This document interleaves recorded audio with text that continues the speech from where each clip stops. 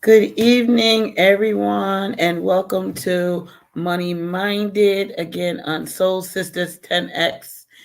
Friday night, it is March 29th, 2024. Glad to be with you again. I am live tonight, so if you have some questions, feel free to put them in the chat. But just want to say hello again to everyone and praise the Lord. Good to be back on my regularly scheduled time. Um, Great to be here. Okay, so we're going to get right into it.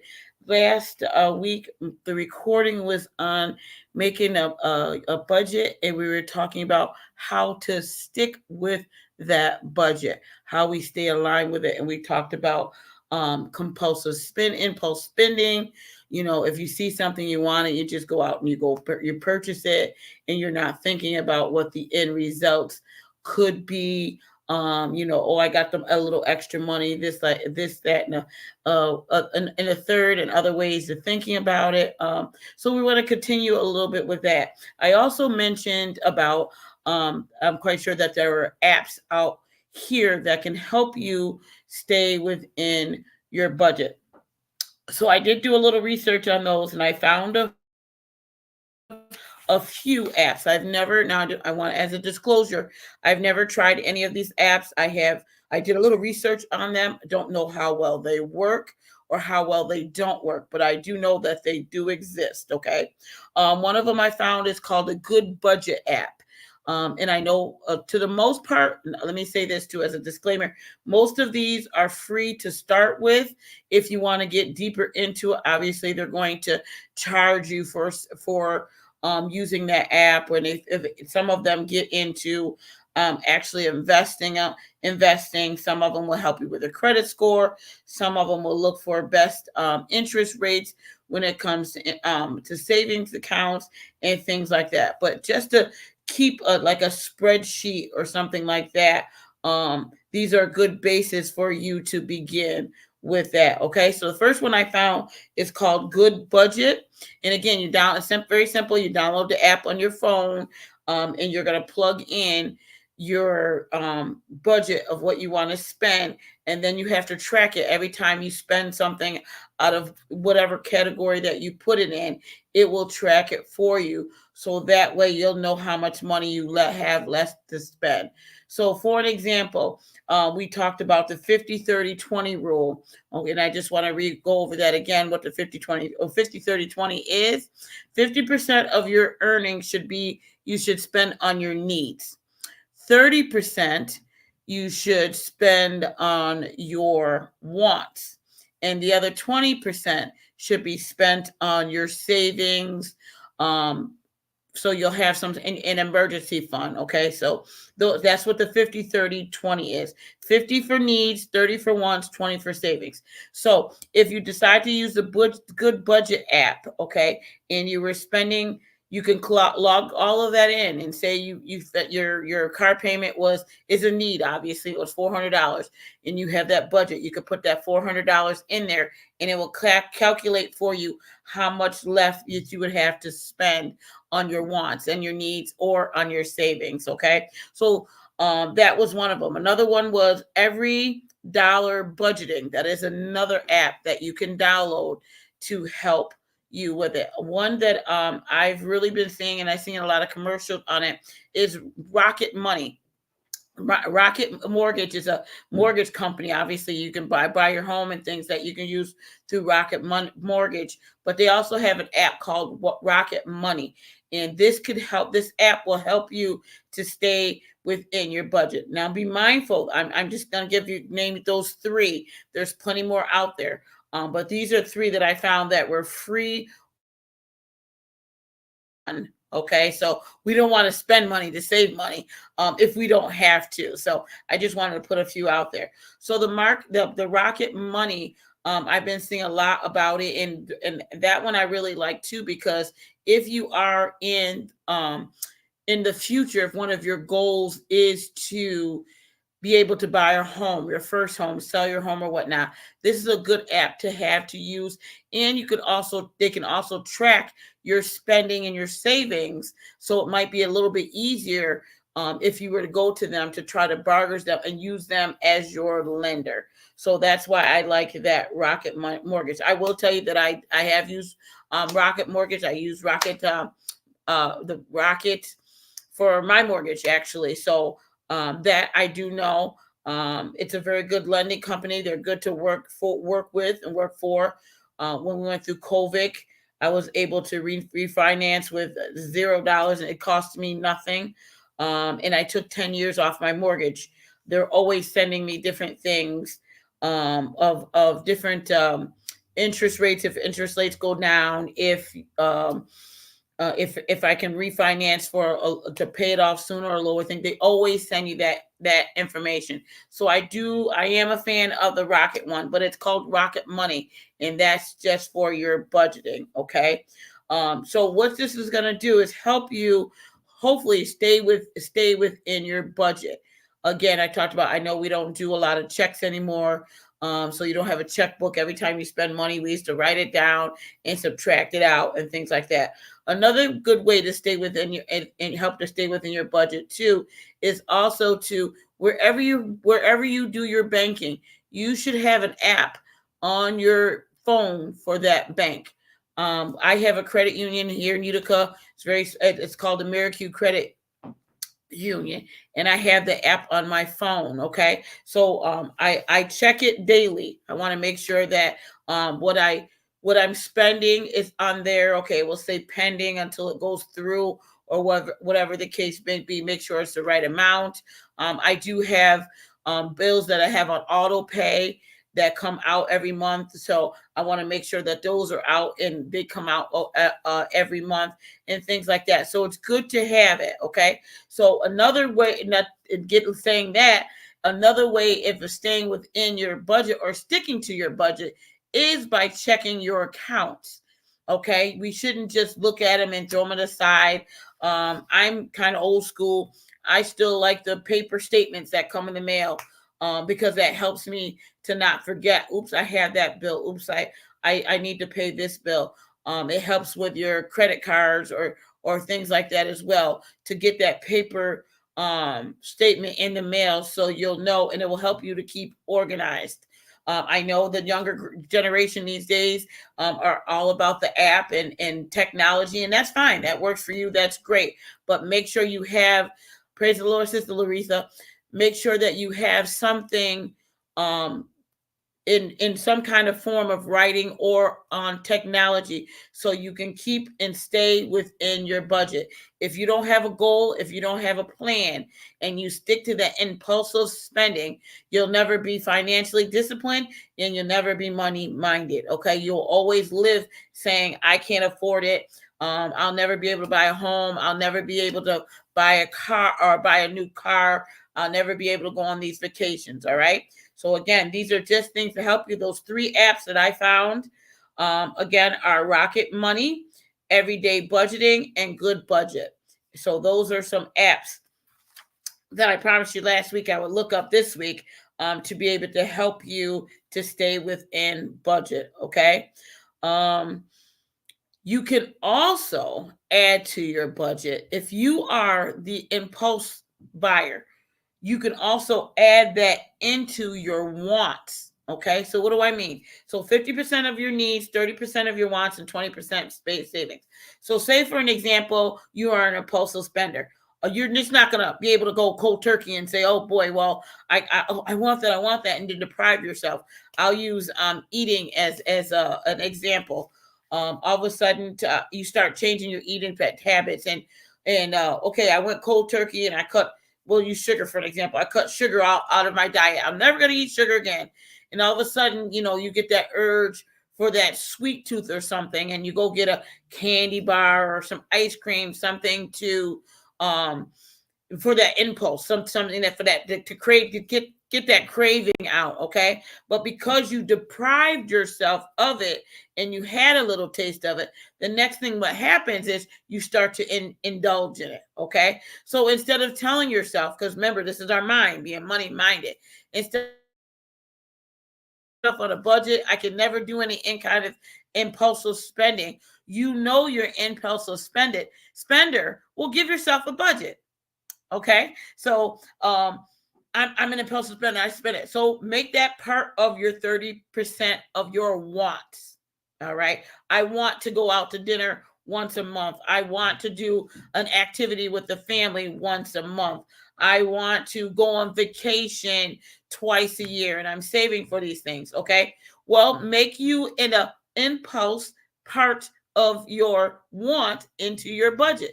So you'll know you'll have the money there. Just budget yourself. So if you're that impulsive spender and you want something, give yourself $100. All right, you got it in budget. I got $100. I can impulsively spend this month. Once that $100 is gone, it's gone. Now, April 1st is on Monday. If you go out and spend that $100 on Monday, then you know you got to discipline yourself for the next 29 days because that $100 is gone. Okay. So this again is changing our mindset. This again should be able to help you to not be such an impulsive buyer. All right. And I also talked about I too was the same way, and I'll worry about that later, or I'll have this extra money and I can pay this off and stuff. But sometimes we don't think the consequences. And now I have trained myself and I don't do those things anymore. I think I talked about the white and purple Coach purse that I wanted. It's look really pretty and whatnot, but I'm waiting and it has gone on sale. It's down $60.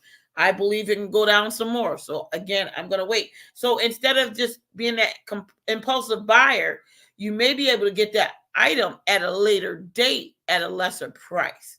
Now, I know it may not be the fad. It may not be the in thing at that time, but at least you'll still be able to satisfy your want. Okay. So we have to think about that when it comes to the impulsive. It comes to the impulsive buying. Okay. So I passed that part now. So I want to go back a little bit and rewind a little bit about the goals. When we got this budget and things, another thing to keep in our mind is our goals. That was the first thing we have to do. Why are we making a budget? What are your goals that you want to achieve? What do you want? Do you want to be financially stable? Are you looking forward to retirement? So there's short term, there's middle term, and there's long term goals that we could be thinking about doing. Okay. A short-term goal will be something like paying off your credit cards, paying down your student loans, spending a little bit amount of money, starting an emergency fund. Those are short-term goals. Okay. A midterm goal would be trying to set aside for a big gift or trying to save for a trip, putting money away for a big ticket item, saving money for your down payment on a home. Okay, that would be like a mid-term goal. And a long-term goal would be, of course, things like retirement. If you were a new parent, you're younger, and you just had a baby, you want to be able to help them with their college fund. You have at least 18 years to try to save for those college funds. So those are what we would consider long-term goals. Okay, so when we're thinking about what we're doing and why we're having these budgets, we want to know what the end results are going to be. All right. Some of them may not take you too long. Some of them may take you years to do. All right. Now, the long-term goal sounds great. It's going to take me, I got 18 years. We'll use that college for an example. But 18 years goes quick. And if you don't start it today, by year 18, it's going to be too late because you haven't started it yet. Okay. So again, you have to make a budget for it. You got to be money minded and you have to stick to it. I believe I talked about when you're doing these things, put it in another bank account somewhere that you don't even think of. Most of us now get our paid direct deposit. You know, we don't get a lot of cash or checks or anything anymore. And sometimes you can split that deposit. You don't always have to deposit that all into one account. You may be able to split it to a different account. So there's a famous saying that says out of sight, out of mind. So if that money's not even there, then you don't really worry about it. All right. So another thing that you can do when you're thinking of these short and long-term goals is usually we all get a raise annually. Okay. So we look forward to that raise and our money, our checks increasing, and I'm going to get an X amount of dollars extra. I can't wait till my annual raise comes through and I got this more money. Okay. Well, the extra money, not extra, but yes, extra. Money that you've gained, that you've increased, that raise that you got is an increase, okay? You got to give it to God first. You got to give that 10% out of that increase. But in one of your goal settings, put that into your budget, okay? Because you've been living without it for the last years, right? So it's an increase. One thing that I started doing was when I get my annual raise and it's time for open enrollment, I try to increase my 401k. I put a little bit more away in my savings because my long-term goal is looking towards retirement. I want to be able to live the same way I'm living now. I want to be able to live then. And we know, Social Security, hope, Lord willing, will be around in the next 10, 12 years, but you never know. So these are the things you want to do. So you want to think about your savings and think about your long-term goal. Okay. So there's another saying that you don't miss what you never had. Well, if you didn't have that extra $100 in your check, you can't miss it. So when it comes, do something with it. Okay. Use it with a short-term, a mid-term, or long-term goal. Invest it, save it, put it in an emergency fund, whatever the case might be, because you're not missing it after you give the 10% to God. But you're not missing it because you didn't have it. Okay. So we want to keep that thought in mind. Always try to look for ways that you can expand your savings, look for ways that you can plan for your long and short-term goals, and that kind of such and such, whatever case might be. Okay. So those goals, you want to make sure you stick to those goals, and that should help you with your impulsive spending too, because you want to keep in mind, always tell yourself, what are the end results going to be? I want to be financially stable. I don't want to. I made my mind up a long time ago, some years ago, and I prayed to God about this. And I said, Lord, I am tired and I don't want to live paycheck to paycheck anymore. I have no desire to be rich at all, but I want to be comfortable. If I want something, I want to be able to go out and buy it. I don't want to be in debt. So what can I do? And I really had to take a look at my finances. And a lot of it, I found that it wasn't, it's not a lot of it, all of it. It's just me. It's that impulsive spending. It's that worried about things later. It's not thinking about what I was doing at the time and just going out and spending. And I really took a good look at it. And you have to too. Take a good look at it. And when you get paid, you want to have something to show for it. Like, my goodness, all these years, again, I'll go back to things. I was talking to somebody and I'm like, when I went to visit my daughter last month in February, we went to the Crocs outlet and there's a cute little pair of Crocs. And I'm like, these Crocs are so cute and I want them. And I did. And I bought them and I came back. And of course, now I'm home and I'm looking down. I'm like, look at all these shoes that I have. And I only got 2 feet. And most of the time, where am I? At work. So I'm spending most of my time in work shoes. I get home from work, I take my shoes off, I put my slippers on, right? And the next day, I go back to work and I'm right back in them same old shoes. I got all these cute little sneakers, all these Crocs, and all these different kind of boots and whatnot. Oh, speaking of, all these boots, and thank the Lord, we didn't even have a whole lot of snow. Didn't even wear them. So again, we want, but what do we really have to show for it? They're collecting dust. What can we do with that extra money? All right. Again, we could be paying down debt. We can be saving. We can go on these elaborate trips. We can get ready for retirement when we stop this kind of thinking. All right. So we want to stay in budget. We want to know and keep and stick to our goals. All right. A reminder, if you happen to slip, don't beat yourself up. All right. Again, we'll go back to the eating right and changing your eating and whatnot, being in business and whatnot. We know and training and developing people, they say it takes 21 consecutive days to change a habit, to change a behavior. Okay. So that means for 21 days straight, without missing a day. You have to do something, and it starts to become easier for you to do it. All right. So if you happen to slip today, don't give up. Just start again tomorrow and keep going. Don't beat yourself up. Okay. Just get through it and say, all right, I'm going to do better the next time, and I'm going to go through it, and I'm not going to buy that the next time or whatnot. Sometimes if you do an impulsive thing and you say, okay, I can do better, if you have your receipt, it's okay to return the item. Return it. You most stores give you 60 to 90 days. I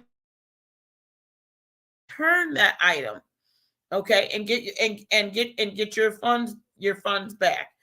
And it's nothing to be ashamed or embarrassed of. Just pick yourself up and keep moving. Keep trying, okay? So on the short term goal list, paying down our credit cards. I ran across something, and I'm glad I did, and I found I was correct, and I want to make sure. Okay, so we talked about this before, and I know it's like beating a dead horse, but I want to, it's just a reminder. Okay, paying minimum balance on your credit cards is okay, but it's never going to get you ahead. Never going to get you ahead. Okay, so I think I use my student loans as an example. I have 9 of them. I paid one off. I have 8 of them, even though they're all together. They're still listed because every semester you take it out per se. The loan, it's a different loan. So, and each one of them has a different interest rate. So what I did was I looked at what the lowest one amount was, and I paid that one off first. So now I'm working on the second one. Even though my second one, my first one had first or second, one of the two of them had the lowest interest rate. It didn't matter. I wanted to pay that because it had the lowest dollar amount. Okay, so the smallest dollar amount, because until now, when I paid that one off, that money that I was paying on 1 and 2, I can just start applying that extra money for 3. Okay, and you'll find that you'll pay it off faster. So that's the same thing you want to do with your credit cards. All right, so if you have 4 credit cards per se, all right, and your lowest balance on one of your credit cards is $500. Okay, work on that $500 credit card first and get that one paid off, and then start working on the other ones. Now, that doesn't mean not to pay on the other 3. You always have to pay on them. All right, but if you have that little bit of extra where you're trying to pay down your balances, that's what you want to do. And I looked at, I ran across that when I was looking up, studying some stuff about your credit score on today. So that's what we want to do when we're talking about paying down your student loans, paying down your credit cards. Work on those smaller amount ones first, all right, and then go to the next highest one. And that also helps you, and I'm using myself again as an example, that helps you, encourages you. It makes you feel better about it. Oh, I paid that one off. Oh, that's awesome. That's great. You feel good and you're motivated to go pay something else off or pay something else down. I got a little joke here. I bought a new car in 2019, and I don't know if you guys have priced cars and whatnot, but I think I talked about this last week too. One of my managers that work for me just bought a new car, and it's a hybrid. It could be electric or gas, and it's a 2024, and it was a pretty expensive vehicle, a $55,000 car. No, I'm good. I'm gonna keep the one I bought in 2019. So I was joking and said, no, I'm not going to buy another new car, but I'm going to keep my car. So I have 12 more payments to go for my car, and that is it. So I have an end goal in mind. I'm going to keep the car, make sure I keep the maintenance up on it, and ride it till I can ride it no more, because that won't be such an expense, and that's money that I will have saved. Not only that, but the money that I'm spending on that car payment, I can use to pay down another debt, i.e., student loans, to try to get those paid off. Okay, so if you don't need it, you don't have to go out to buy it. You don't have to keep up with the latest on those. You could just keep moving along and trying to move ahead with what you have. Okay, so you want to just keep going on that. Okay. I'm sorry, excuse me for 1 minute. Nehemiah, in the room now. Now, and close the door. So anyway, I'm so sorry, y'all. I wound up having there's a little issue babysitting right now. Wasn't expecting it. All right. So anyway, God is good. So we want to continue to work down and keep those keep our bills getting paid down in the short term and midterm and the long term goals, and stay within our budget. Okay. So that's what I have for us tonight.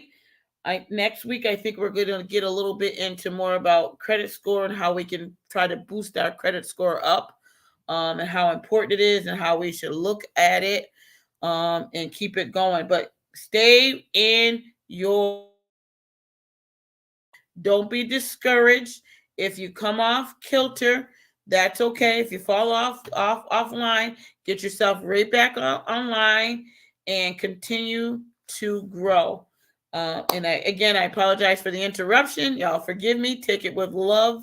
I'm so sorry, but God knows. And remember, the best way to be financially stable and be money minded is always to give God His first, and He will bless you. God bless you. Lord's willing, we'll see you again next Friday night.